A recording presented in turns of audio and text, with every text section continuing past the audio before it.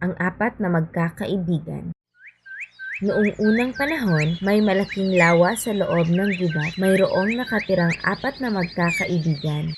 May isang daga na malaki ang mata at mahabang buntot. Isang usa na maganda at malagintong kayumanggi ang kulay. Isang itim na uwak at isang napakabagal na pagong. Ang uwak ay nakatira sa isang puno ng blackberry sa may tabi ng ilog. Ang daga naman ay nakatira sa isang lungga. Ang pagong naman ay nakatira sa tubig lawa. At ang usa ay nakatira sa berdeng damo.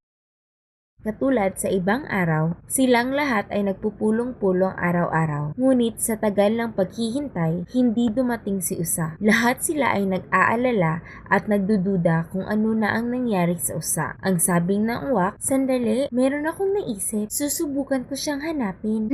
Sige, tama ka. Nagsimulang hanapin ng uwak ang usa. Sumigaw siya ng sobrang malakas pero wala siyang napala. Sa kahuli-hulihan ng pagkadismaya at mababang tono, sumigaw siya uli ng napakalakas. Sa panahong ito, may narinig siyang mahinang boses na sagot tulad ng parang malapit lang ang tunog na yun. Parang boses ni usa. Nagulat siya nang makita si usa na nahuli sa pain ng mga ngaso. Pinakalma ng uwak ang usa at bumalik siya sa kanilang mga kaibigan.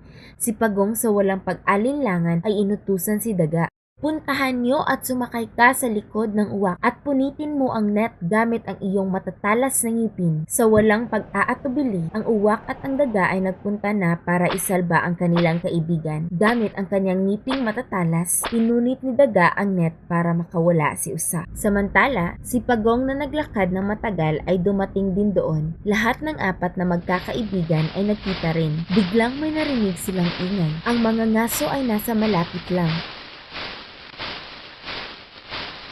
Ang uwak ay biglang lumipad sa may puno. Ang daga ay tumakbo sa kanyang lungga at ang usa ay nawala ng kasing bilis na liwanag. Ang pagong ay naiwang mag-isa. Sinubukan niyang tumakbo ngunit di niya kinaya at naabutan siya ng mga ngaso. Di siya nakaligtas sa mga mata nito.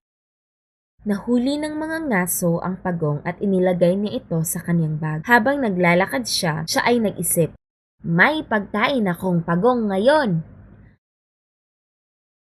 Nakita ni Uwak ang lahat ng pangyayari. Napanood niya ito kung saan siya naroon sa tuktok ng kahoy. Sinabihan niya ang kaniyang mga kaibigan tungkol dito. "Diyos ko, anong gagawin natin? Kailangan talaga natin gumawa ng hakbang ngayon na." Sabi ng usa, "Ganito ang gagawin natin. Magkukunwari akong kakain ng mga damo. Ang mga ngaso ay siguradong tatakbo papunta sa akin at sigurado akong iiwan niya ang kaniyang bag. Ang susunod na mga hakbang ay bahala na si Daga." Tumayo ang usa sa dadaanan ng mga ngaso at doon kumain siya ng damo. Tiningnan ng mga ngaso ang usa at tumakbo patungo dito na may dalang pana at palaso at iniwan ang kanyang bag. Ngayon ang panahon, nahihirapan ang daga ngunit gamit ang malakas na ngipin nito ay dinala nila ang bag sa lawa. Habang analismaya at pagod na mga ngaso ay napaisip, "Mayroon pa naman akong pagong."